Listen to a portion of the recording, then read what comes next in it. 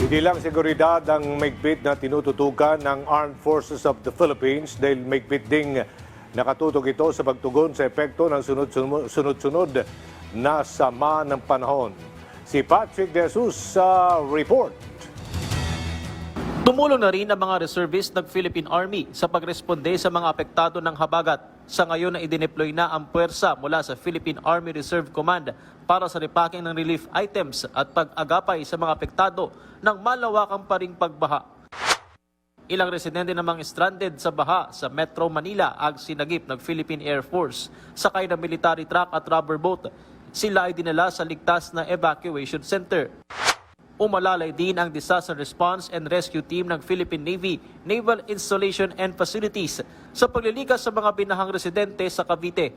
Ayon sa AFP, may higit 1,000 pang disaster response teams ang naka-standby at 12,000 tauhan sakaling kailanganin, abang nakahanda rin ang kanilang land, sea at air asset. Una naman nang inactivate ang EDCA sites para palawakin pa ang Humanitarian Assistance and Disaster Response o HADR operations. Nilinaw naman ng AFP na hindi kailangang magpaalam ng bansa sa paggamit ng EDCA sites na nasa mga base militar ng Pilipinas at dati na ring nagsilbing multi-purpose hub sa mga nagdaang kalamidad. We do not seek permission, but we are coordinating.